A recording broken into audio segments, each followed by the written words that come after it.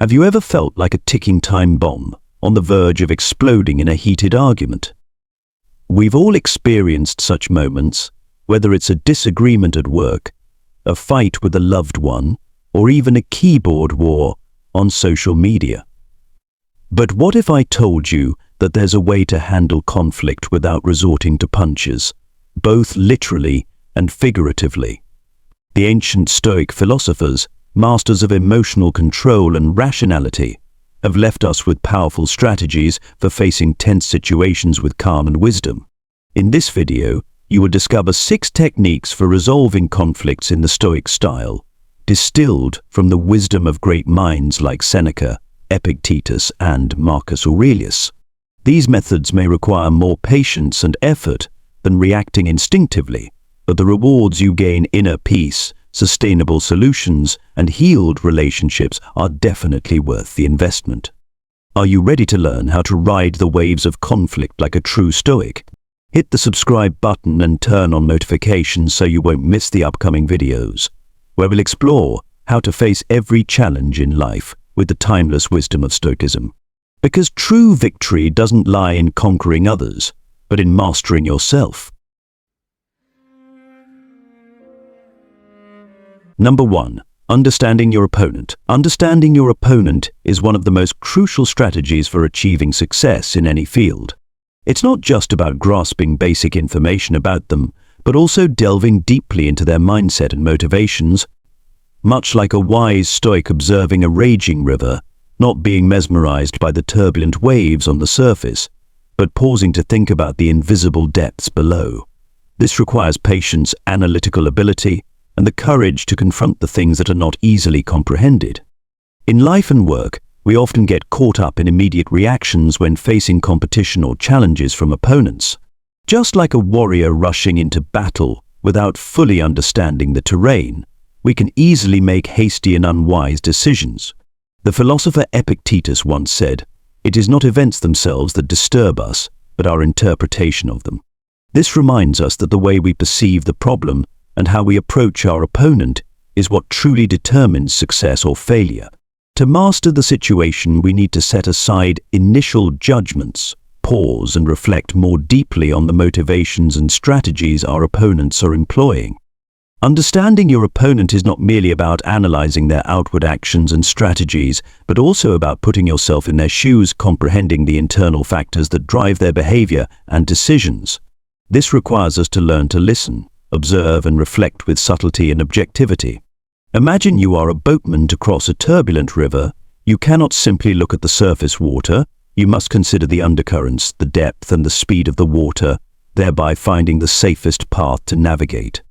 This strategy helps you not only avoid traps and mistakes, but also allows you to exploit the weaknesses of your opponent effectively.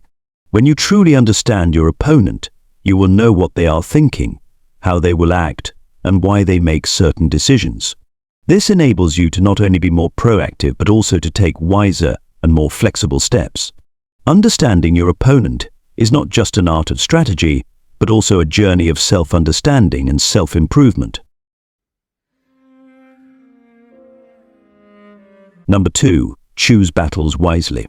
Life is a continuous series of conflicts and challenges, ranging from complex political issues and societal disputes to trivial everyday clashes, such as arguments in a parking lot or disagreements with colleagues. In these situations, we can easily get caught up in the whirlwind of arguments and conflicts, draining our energy and emotions unnecessarily. However, the Stoics have pointed out that not every stone on the path deserves our full attention. Instead of rushing into every battle, we need to choose our battles wisely. Imagine standing before a vast battlefield, where each argument and disagreement is like a potential flashpoint that could erupt into conflict. Before deciding to engage in any battle, a strategic thinker would pause, observe, and carefully assess the situation. They would ask themselves, is this battle truly important? Will engaging in this argument benefit my mental and physical well-being? Does it affect the core values I hold dear? If the answer is no, then diving in would only waste energy and drain the mind. Choosing battles wisely is not about avoidance or cowardice.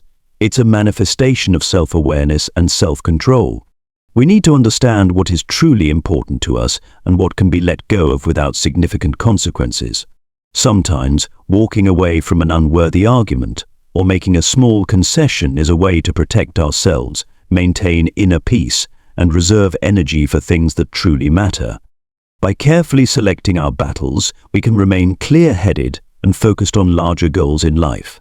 Every conflict we engage in should be thoughtfully considered, as no one has infinite energy and time to confront every challenge.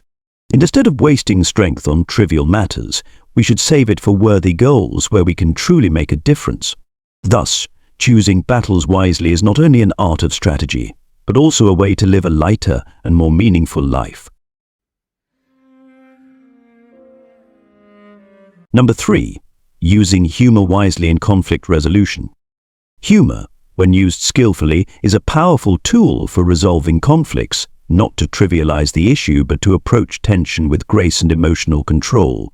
In Stoic philosophy, the ability to regulate emotional responses is a central virtue, and humor can be a valuable ally in this process. The Stoics believed that maintaining calm in the face of adversity is one of the highest virtues. Humor creates a space for us to step back from our emotions, offering clarity and allowing for a measured and more effective response. In moments of conflict, tensions often escalate because both parties become entrenched in their positions, each responding with increasing intensity. By injecting a touch of humor, we can diffuse this intensity, shifting the focus from confrontation to a more relaxed and open dialogue. Humor can break the cycle of defensive reactions, transforming an adversarial atmosphere into a more collaborative one. This approach does not mean we are making light of the conflict or ignoring its seriousness. Rather, it helps both sides gain perspective, recognizing that the immediate emotional reactions are not the true essence of the issue at hand. The Roman emperor and Stoic philosopher Marcus Aurelius provided timeless advice on managing anger and frustration in his famous work, Meditations. He often reminded himself to rise above negative emotions, advocating for a calm and detached approach to difficult situations. He wrote, "The best revenge is to be unlike your enemy," emphasizing inner peace over reactive anger. While humor is not explicitly mentioned in his writings, the Stoic practice of controlling emotional responses aligns perfectly with the use of humor to ease tension before it escalates into conflict. Using humor wisely requires a delicate balance. It should never be sarcastic or dismissive, as this can exacerbate the situation. Instead, it should be light-hearted, inclusive, and aimed at finding common ground. For example, in a heated negotiation, a well-timed, light-hearted comment can shift the mood from confrontation to cooperation, opening up new avenues for resolution. Humor also humanizes us, reminding everyone involved that we all share common emotions and vulnerabilities which can foster empathy and understanding. In essence, humor, when applied thoughtfully, serves as a bridge in conflict resolution. It allows us to detach from our immediate emotional responses, paving the way for clearer thinking and more constructive dialogue. By embracing this approach, we not only resolve conflicts more effectively, but also cultivate a sense of resilience and inner calm, staying true to the Stoic ideal of responding to life's challenges with wisdom and grace. Number 4. Finding common ground. Conflict often feels like an endless struggle, pulling us into a whirlwind of confrontation and division. However, there is a more prudent approach to managing these disputes. Instead of using force to impose our will, we should seek common ground and shared paths. This strategy, emphasized by Stoic philosophy, is about recognizing our shared humanity and common interests, which can prevent conflicts from escalating and turn enemies into allies. When we focus on what unites us rather than what divides us, we create opportunities for cooperation and achieve more through collaboration than confrontation. Most conflicts we encounter do not stem from true hostility, but from misunderstandings and a lack of information. We often get caught up in superficial differences, such as opinions, beliefs, or approaches to a problem, forgetting that we often share common goals or concerns. For example, in the workplace, conflicts between team members may arise from disagreements over how to execute a project. However, When everyone sits down together, they may realize that they all want the project to succeed and only differ in their methods. By finding a shared path, everyone can propose reasonable solutions and move forward together. Stoics, with their emphasis on reason and logic, always advocate for finding common goals to resolve disputes. They believe that when we can see the humanity and interests of others as our own, we can easily build understanding and empathy. Moreover, they emphasize that cooperation and seeking common ground not only help resolve immediate issues, but also build long-term, sustainable relationships. By shifting from confrontation to dialogue, from focusing on differences to emphasizing commonalities, we can turn conflicts into opportunities to strengthen relationships and create new value. Seeking a shared path does not mean abandoning one's stance or avoiding conflict, but rather finding the intersection of interests and values among all parties involved. It is the process of turning what seems like opposition into opportunities for growth and connection. When we truly listen and respect each other, common ground will naturally emerge, guiding us toward consensus and harmony. Number 5. Regard opponents as teachers. In life and work, we often perceive our opponents as challenges to overcome or obstacles to eliminate. However, if we change our perspective and regard our opponents as teachers, we can transform them into sources of inspiration and motivation for self-improvement. When we see opponents as teachers, we no longer focus solely on winning or losing, but instead learn from their strengths and approaches, thereby developing new skills and enhancing our own strategies. Opponents often serve as mirrors reflecting our weaknesses, making us aware of flaws that we may not have previously recognized. For instance, when facing an opponent with superior skills in a particular area, we should not feel insecure or envious, but rather view this as an opportunity to learn and elevate our own abilities. Instead of feeling threatened, we should ask ourselves, what makes them stand out? What have they done to achieve such success? From there, we can draw lessons for ourselves and try to apply new strategies or approaches to improve. Moreover, viewing opponents as teachers helps us cultivate patience and humility. Sometimes, arrogance and overconfidence can blind us to the opportunities for learning from others. By opening our minds to see opponents as sources of knowledge, we learn to listen, observe, and analyze more carefully.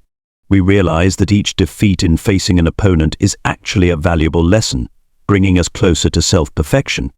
In fact, many successful leaders and entrepreneurs have regarded their opponents as some of their greatest teachers. They learn from the strategies, innovations, and even the mistakes of their rivals to grow and surpass them. This not only helps them achieve success, but also fosters a healthy competitive spirit, valuing development and creativity over merely defeating others. In conclusion, considering opponents as teachers not only helps us learn and improve ourselves, but also maintains a positive and progressive attitude. Opponents are not enemies, but companions who push us to become better each day. Number 6. Practicing empathy. Empathy is a powerful tool that allows us to not only understand our opponents, but also to control both the situation and ourselves. In today's fast-paced world, we are often encouraged to react quickly and assertively to any challenge, whether it's an online argument or a conflict at work. However, impulsive and thoughtless reactions often exacerbate situations, creating unnecessary pressure and tension. Stoic philosophy suggests a better approach. By practicing empathy, you can completely transform the dynamic of any interaction. Instead of being drawn into the whirlwind of anger and retaliation, you maintain your composure. You become the calm center in the storm, seeing the bigger picture while others are caught up in the moment. The Stoic philosopher Marcus Aurelius often emphasized the importance of understanding others rather than judging them harshly. In his work Meditations, he reminds us that everyone we meet is fighting a battle we cannot see. Therefore, empathy is not about controlling others, but mastering your own emotions and reactions. This is the essence of Stoic strength, refusing to let others dictate your emotions or behavior. Consider the example of a manager dealing with an employee who consistently misses deadlines. The immediate reaction might be frustration and anger, leading to a confrontation that could damage the working relationship. However, if the manager approaches the situation with empathy, the outcome can be different. Instead of immediately reprimanding the employee, the manager could have a private conversation to understand the root cause of the problem. Perhaps the employee is facing personal difficulties, such as a family illness or mental health issues, that are affecting their performance. By showing empathy, the manager not only addresses the issue more effectively, but also builds trust and respect with the employee. This empathetic approach transforms a potentially hostile interaction into a constructive one. The employee feels understood and supported, which can lead to improved performance and a stronger commitment to the team. Meanwhile, the manager, by controlling their own initial emotional response, maintains a positive and productive atmosphere. This is a clear example of how empathy, a key Stoic principle, can change the entire dynamic of a difficult situation. Ultimately, practicing empathy helps us rise above immediate emotional reactions and see the deeper context of others' actions. It is not about being passive or avoiding conflict, but about choosing a thoughtful, measured response that fosters mutual respect and understanding. By embracing empathy, we become more effective in navigating challenges and build stronger, more positive relationships in all areas of life.